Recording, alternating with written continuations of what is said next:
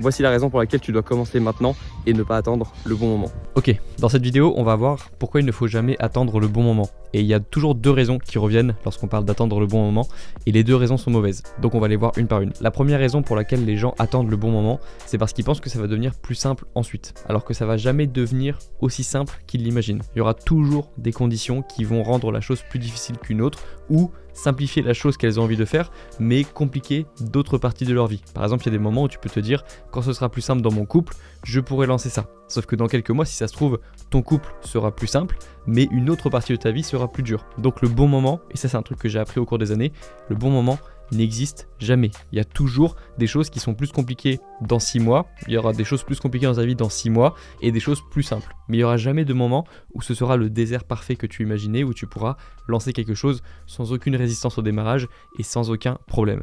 D'ailleurs, c'est pareil pour le bonheur. J'ai remarqué dans ma vie qu'il n'y avait jamais de moment où j'étais vraiment heureux à 100% parce qu'il y avait toujours des petites choses qui me dérangeaient ou des grosses choses qui me dérangeaient que je n'avais pas imaginé avant, et ça évolue avec le temps. Donc avec le temps, évidemment, ce qui est cool, c'est que normalement tu gères mieux les problèmes, mais il n'y a pas de moment dans ta vie où tu n'as aucun problème. Et lorsque tu n'as aucun problème, c'est peut-être qu'il y en a un gros qui arrive, parce que comme dirait Jamel Debbouze dans je ne sais plus quel film, c'est trop calme, c'est beaucoup trop calme. Donc fais attention à ça, et surtout n'imagine pas que le moment parfait existe, parce qu'il n'existe pas. Et même s'il y avait un moment parfait qui existait, ça serait toujours maintenant. Parce que l'avantage de maintenant, c'est que c'est la réalité. C'est plus le passé et c'est plus le futur. Et donc si tu commences aujourd'hui, tu vas exposer ton plan en tête, ce que tu imagines pouvoir faire, à la réalité. Et donc à la limite, s'il existait un moment parfait, ça serait maintenant. Mais sûrement pas demain et sûrement pas dans 6 mois. La deuxième mauvaise raison d'attendre le moment parfait, c'est parce que ça te fait partir d'un état d'esprit que tu vas commencer lorsque ce sera plus simple. Partir du principe que l'on va commencer lorsque ce sera le bon moment, ça veut souvent dire partir du principe que l'on va arrêter lorsque les temps vont devenir plus difficiles. Et c'est pour ça que c'est extrêmement important déjà de commencer maintenant, pour commencer à rentrer dans la réalité et pour commencer à confronter ton plan avec la réalité, mais aussi parce que c'est un état d'esprit beaucoup plus intéressant que celui de je commencerai quand ce sera simple. Parce que la réalité, c'est que ce ne sera jamais simple longtemps. Et si c'est simple maintenant, ça ne sera plus forcément simple dans quelques mois. Et si c'est difficile maintenant, ça peut devenir simple dans quelques mois. Tu ne pourras le savoir que si tu commences maintenant, pas si tu commences dans quelques mois, parce qu'il y a des chances que dans quelques mois, tu ne lances jamais le projet qui t'intéresse, parce que tu attendras toujours le bon moment. La plupart du temps, lorsqu'on veut lancer un projet, que ce soit une transformation physique, lancer un projet sur internet, lancer un site internet, lancer une chaîne YouTube, construire une relation, quelque chose qui est important, un bel objectif, bah ça prend du temps. C'est un projet qui se fait sur le moyen terme, voire le long terme. Et donc il y a forcément des moments plus compliqués que d'autres. Et donc si dès le départ, tu te dis que tu vas commencer lorsque ce sera simple, qu'est-ce que ça va devenir lorsque ça deviendra plus compliqué?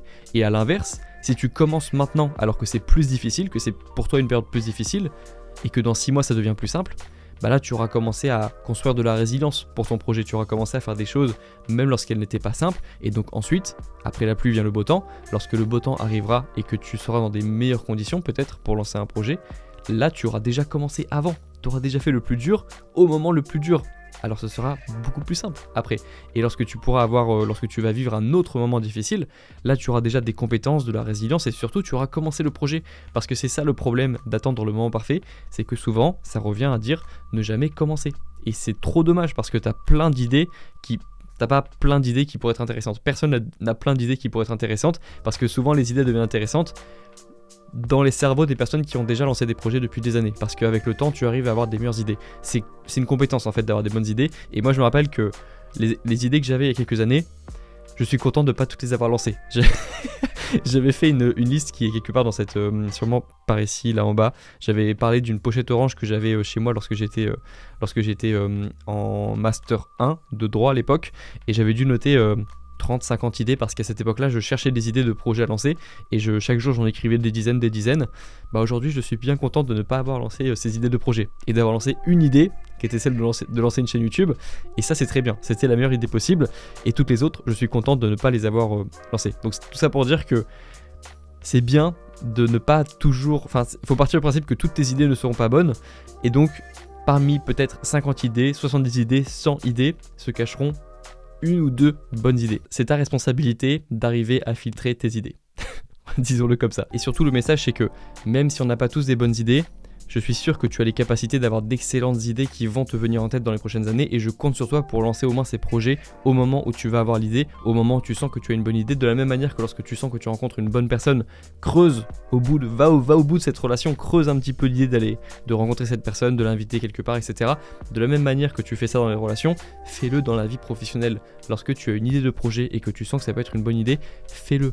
Va au bout, donne-toi les moyens, mais vraiment, fais la chose et fais-la le plus vite possible parce que tu sais aussi que même une idée intéressante, même lorsque tu as envie de faire quelque chose, si tu mets trop de distance entre l'idée et la première action, le moment où tu vas rentrer dans le processus, tu peux être dégoûté d'une idée, de la même manière que tu étais dégoûté des devoirs que tu avais procrastiné à faire depuis des semaines lorsque tu étais au collège, au lycée, et même à la fac peut-être, parce que la procrastination ça dégoûte.